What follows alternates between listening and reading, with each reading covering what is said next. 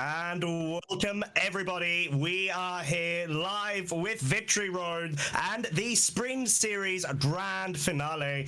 Top 8 today, Jamie. I am, of course, Costa and Jamie. Yeah, you can see us here. You saw us yesterday too. But are we excited for this very hyped event that we're going to go ahead and stream to you lovely people today?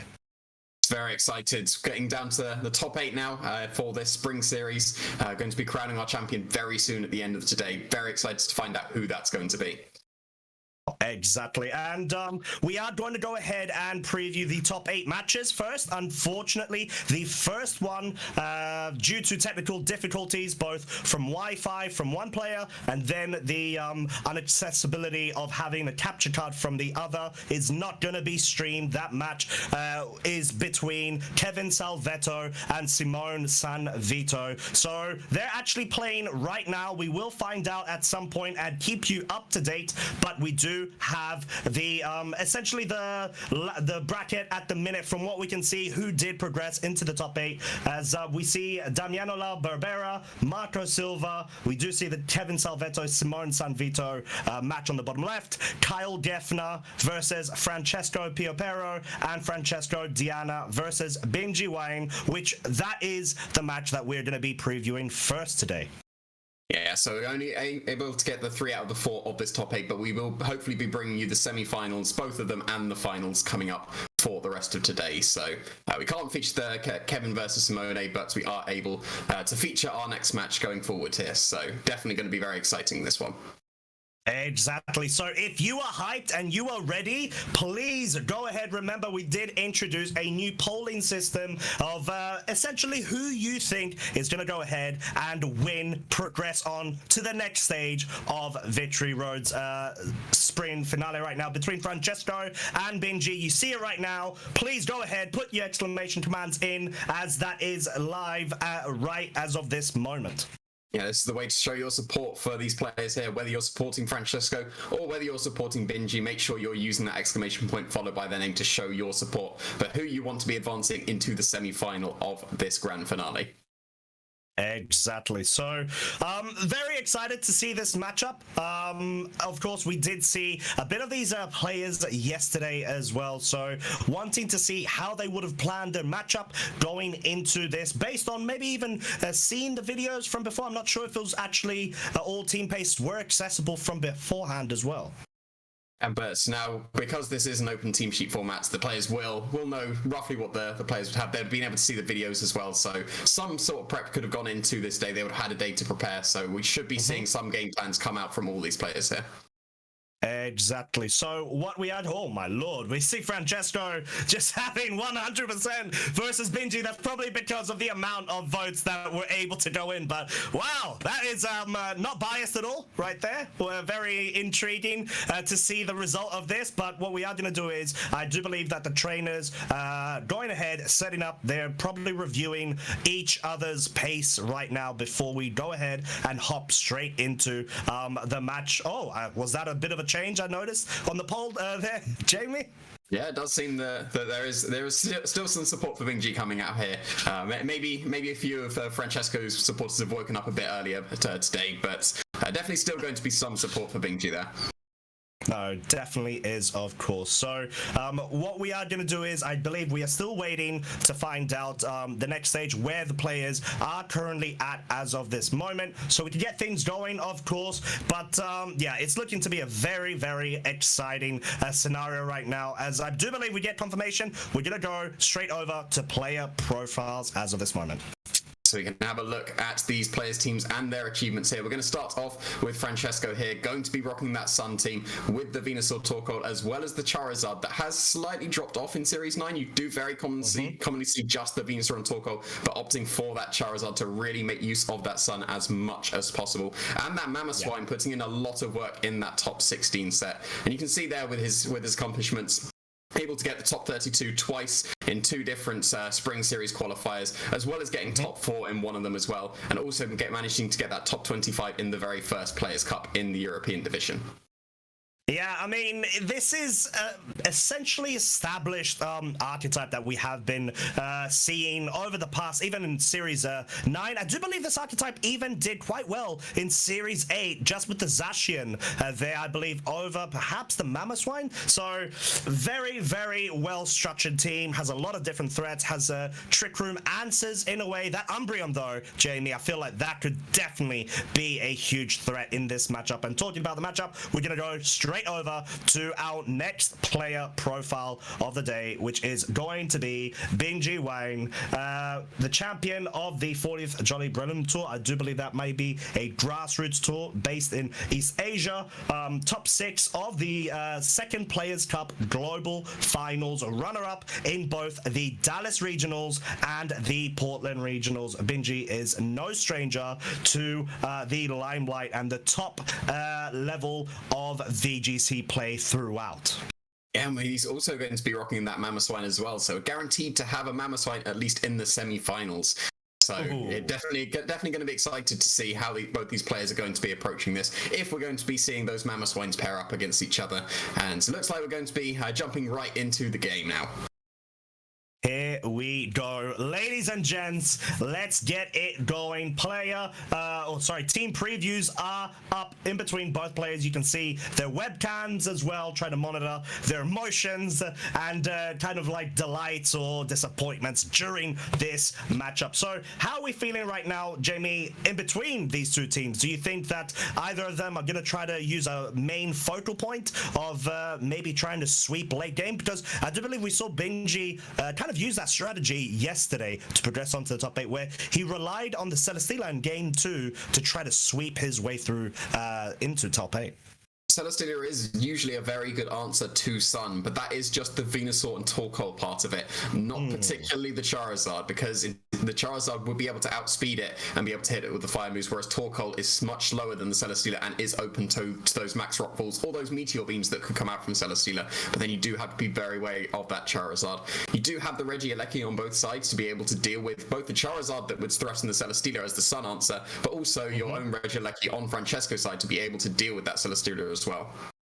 Yeah, exactly. So it is going to be quite interesting to see if we are going to be seeing the reliance on the Sun mode, the other Sun mode, that Charizard and the Torkoal there, Jamie. But here we go. Game 1. We are going to see the leads from both players. We see Bingjie lead with that Mamoswine and the Regieleki, whilst Francesco is going to go for the exact same lead. Oh, my Lord. And we have 3 shinies on the field as well. But talk about this complete mirror match setup right now of this lead. It seems like both players had exactly the same idea going into this match. Very interesting to see the Regieleki and Mamoswines paired up here.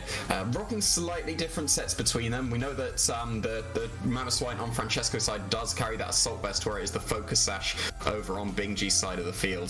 So because the Mamoswine is carrying that Assault Vest, it does have Iron Head in its move pool, so it can hit the opposing Mamoswine a lot better than the Mamoswine on Bingjie's side can hit the Mamoswine on Francesco's. And the Regieleki He's definitely threatened by the opposing Mamoswines as well, maybe wanting to just Volt Switch out of there. But then at the same time, if you go for the Protect on your own Regieleki to try and stop that Volt Switch, then the Mamoswine could be completely open to be able to take care of those Regielekis. As we are going to actually see Francesco up to switch out his Regieleki right now for the Venusaur, missing its common pair Torkoal at the moment, whilst Francesco's just going to go straight for the Dynamax right now. Quite interesting, as this is looking to be the Mamoswine, Jamie. Yeah, probably want to go in for something like that Max Steel Spike that it does have access to. Quite an uncommon move to carry on Mamoswine, but being able to get those Steel Spike boosts as well as threaten this Mamoswine super effectively could be very good for this Mamoswine. Oh, no Dynamax from Bingjie's side. Just going to opt to go for the safe protect from the Regieleki, maybe anticipating that focus from the Mamoswine, but no, the Mamoswine goes straight into its opposing nemesis, Bingjie's Mamoswine. It will be bringing it down to its Focus Sash. Bingjie's utility of Focus Sash already paying dividends right now, as the Venusaur is also going to get a defensive boost there. Ice School Crash, though, is going to be coming out from the Mamoswine Mamoswine on Bingjie's side towards Francesco's. Yeah, you can see the difference there with just a single move choice. Not having Iron Head on the Focus Sash variant of the Mamoswine really does not do much damage to that Mamoswine at all, whereas the Steel Spike that came out from the Iron Head on the Assault Vest Mamoswine was able to bring the Mamoswine down to its Focus Sash. So a very nice move choice there on that Mamoswine to be able to do so much damage to the Mamoswine, as well as increasing its defenses, so it's really not going to be taking much damage at all. That's maybe why this Mamoswine on Bingjie's side is switching out into that Incineroar. Ooh, so not wanting to guard it for following turns. Incineroar is on the field right now. Of course, Intimidate will not be affecting the Mamoswine on Francesco's side due to its oblivious ability, as we're going to be seeing the Volt switch right now from the Regieleki. It can only target down the Venusaur, of course, due to the fact that the Mamoswine on Francesco's side is a ground type. It is immune to all electric types, but the pivot action is coming out from Bingjie's side as we see the Celesteela now coming in, Jamie. Yeah, definitely a good answer to both this Mamoswine and the Venusaur as well, but just a Max Quake, and it is going to be hitting into the Incineroar, not that Celesteela switch in. Wow, so well played from Francesco there. He could have easily have gone for the baited ground type move into that Celesteela, switching in from the pivot action there. But no, he opted to focus down on the 1 HP Mamoswine in case there's going to be any sort of switch there. And the Sleep Powder connects with from Venusaur onto the Celesteela. And guess what? Yes, ladies and gents, that is a guaranteed sleep turn the following turn right now. Yeah, so if you're on Bingjie's side, where's the answer to the Mamoswine anymore? The Incineroar's been KO'd at this point. The Regieleki's not going to be able to do any damage to it at all, and the Pokemon that would be able to do the damage is now asleep, at least for one guaranteed turn. So you could just go for a Max Hailstorm to do some huge amounts of damage to that Celesteela before it goes for that Dynamax. Maybe if you're Bingjie, you may consider Dynamaxing your Celesteela even though it's guaranteed to take a sleep turn, because that is your main way through the Mamoswine at this point. And if you go for the Dynamax, you're still at least double your HP, so you'd be taking effectively reduced damage from the attacks that could come out this turn. Not going to be doing too much damage from the Venusaur, so maybe the Venusaur wants to threaten down this Regieleki, but the Mamoswine, because that Sleep Powder managed to connect with that Celesteela, is in a fantastic position. Regieleki going for the protect yet again, as the Mamoswine is going to be going for the Max Hailstorm right now. Apologies, into the Celesteela. It will be chipping that Regieleki, which does, as we do confirm, have the Focus Sash. So breaking that Focus Sash is so important right there. Dealing good damage onto Celesteela too, as there was a move from the Venusaur trying to target down that Regieleki. Could have been the Sleep Powder, as we do see Celesteela taking its guaranteed turn of sleep right now. Yeah, so at least that is all of the turns of Dynamax done for this Mamoswine, but it's definitely done its job at this point. The Celesteela is now very low, in range of another Icicle Crash that could come out from this Mamoswine. So yeah, the Mamoswine on Francesco's side definitely seems to be in the driving seat at this point. And at least it doesn't have Ice Shard on its move pool. It did opt to run that Iron Head instead. So maybe the Mamoswine on the opposing side, when Bingjie brings it back in, can at least get maybe one attack off if they are trained similarly in speed, so that it wouldn't get that priority of the Ice Shard. But at this point, the Mamoswine is in such a commanding position, and it seems like Bingjie realizes it. Wow, such well-played actions from Francesco's side there, as he wanted to try to focus down that Regieleki there with the Earth Power from the Venusaur, but nevertheless, I think he just played it so well. He was able to deplete all of Bingjie's resources. Sure, some people might say maybe a safe prediction there, but you still need to make the prediction. So that was very well played from Francesco there, and he was able to catch Bingjie off guard.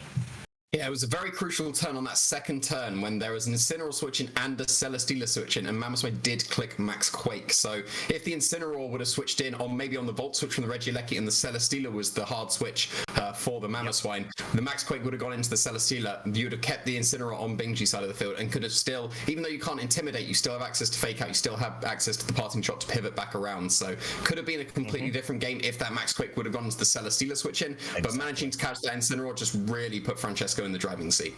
It really, really did. And that Mamoswine just absolutely ran rampant from Francesco's side. So I think Bingjie is going to really have to try to focus down on it. That AV, just like we were talking about, Jamie, gives it so much more potential to go ahead and Dynamax more often in comparison to Bingjie's Focus Sash Mamoswine, which, of course, it doesn't even have a Steel type move for that Max Steel Spike. And having the Focus Sash Dynamax go up feels a bit kind of wasteless if you think about it.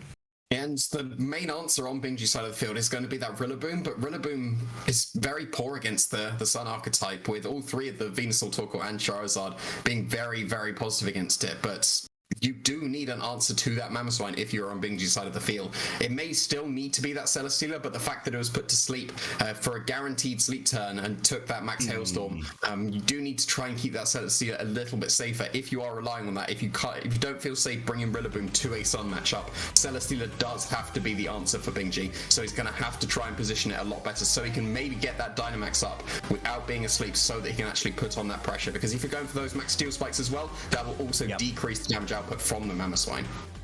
Exactly, as we are going to be seeing Game 2 leads. Bingjie actually wanting to go for the exact same lead. Do we see a change-up from Francesco? Yes, he's actually bringing the Charizard this time round rather than his own Regieleki, Jamie. So, very interesting change-up from Francesco's side. Yes, it's definitely an interesting switch up, but now the Charizard is going to still be threatened down by that Regieleki, and it would still need to Volt Switch out of there if it wanted to avoid any ground moves that could come out from the Mamoswine. But leading with Mamoswine and Regieleki is still not particularly threatening this Mamoswine. Probably still going to be leaving that Celesteela in the back, maybe saving the Dynamax so you can lose up some more of the max turns from the Mamoswine, maybe try and catch the Max Quake on the Celesteela switch in at this point. But the Charizard as a lead into this Regieleki is still not ideal because it is going to be still very threatened down by that Regieleki. But then if you go for something like a Protect as you try and catch a Volt Switch, that could leave the Mamoswine open to try and KO that Regieleki. We're going to be seeing Francesco go for the Dynamax yet again. It is, I would assume it would be the Mamoswine, but who knows? Oh, no, it's not. It's definitely the Mamoswine. I feel like Charizard maybe was brought here as some sort of bait, perhaps, or maybe there is utility in wanting to get rid of that Mamoswine from turn 1 on Bingjie's side.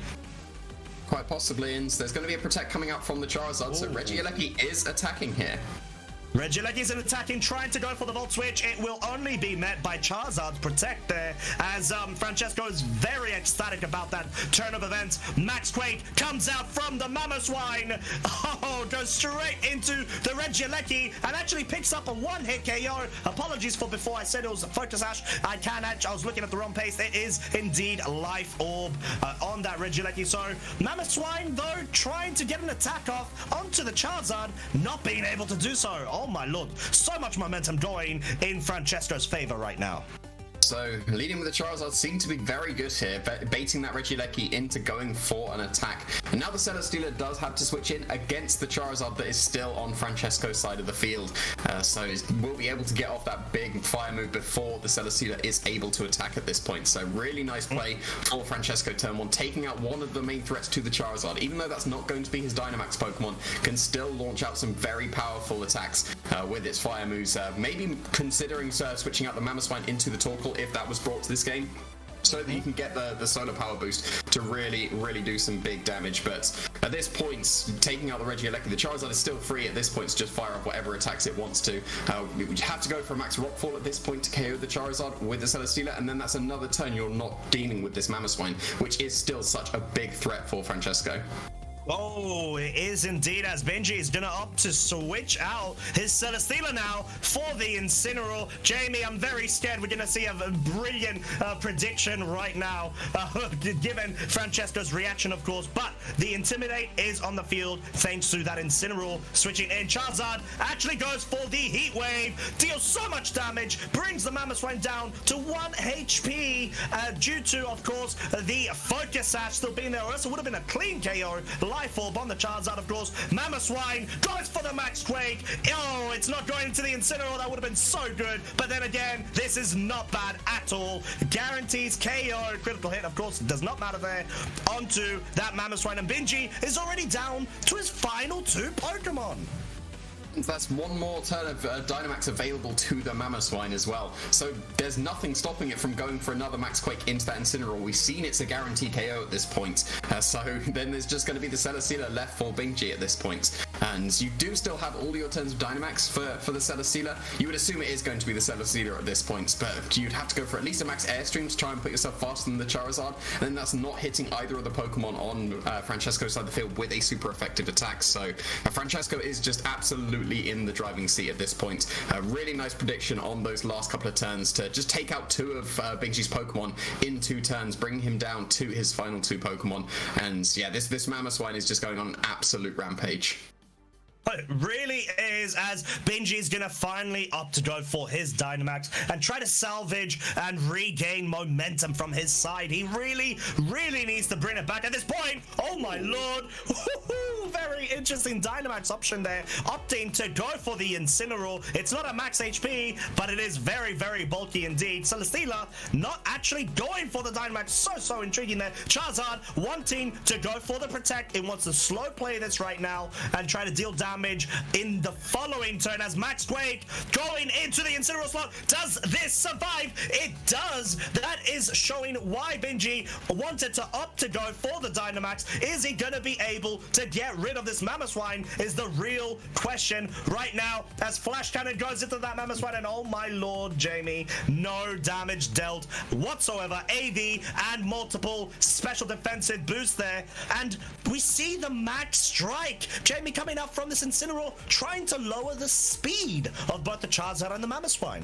Yeah, that play could swing things back in for Bingjie's favor. That has got to be the only play that could have maybe got Bingjie back into this game. The Max Strike off Fake Out, something you don't really see too often because it's such a weak Max Strike, but very crucially does lower the speeds there. So now potentially the Mamoswine could be slower than this Incineroar depending on how they're trained. If it is, it can get a Max Flare into the Mamoswine. The Charizard is now open to that Meteor Beam that we know from the Power Herb as well with the Celesteela. It would be open to that attack as well. So definitely a very interesting play coming out from Bingjie, and really the only play that could have gone back into this match. The Incineroar had to Dynamax if it wanted to survive this turn, because we know it would have been KO'd to that Max Quake. Exactly, as we're going to be seeing the Charizard now switching out for the Venusaur on Francesco's side. He wants to try to save it for after, maybe to try to focus down that Celesteela, as we're going to be seeing the Meteor Beam does come out from the Celesteela right now. It wants to try to get that special attack boost, and of course it is the Power Herb, as we did see the animation go for it just now, which means it will be attacking immediately rather than waiting for the second turn. Goes into the Venusaur, but it's not enough to pick up a KO, as it did, of course, switching for that Charizard. But Max Flare, it outspeeds the Mamoswine. It picks up the KO. Is there some sort of chance Bingjie can bring this back? Well, the awkward thing here is that you dealt with the Mamoswine, but in doing so, you set up the Sun, and Francesco didn't bring his Torkoal. So now you just set up the Sun for the Venusaur and the Charizard. So they are definitely going to be faster than both of these Pokemon, and you've got the Solar Power boost going on your Charizard at this point. So really, you can just go for a Heat Wave and an Earth Power at this point, and that should be a double KO on both of Bingjie's Pokemon. And there's no real way to stop that. The Celesteela is not carrying Protect. The Incineroar could go at least for a Max Guard, but really, if you just go for one of the Fire moves on the Charizard and it does connect with the Celesteela, that is definitely going to be a KO at this point, thanks to that Sun boost with the Solar Power as well. So some really nice play from Bingjie to try and get back into this match, but at this point you just need to connect one Fire move onto that Celesteela, and then Francesco would be advancing into the semi-finals here. But really well played from Bingjie to find any way to scrape back into this match after those disastrous first 2 turns, somehow being able to find a way that he could possibly scrape back into this game.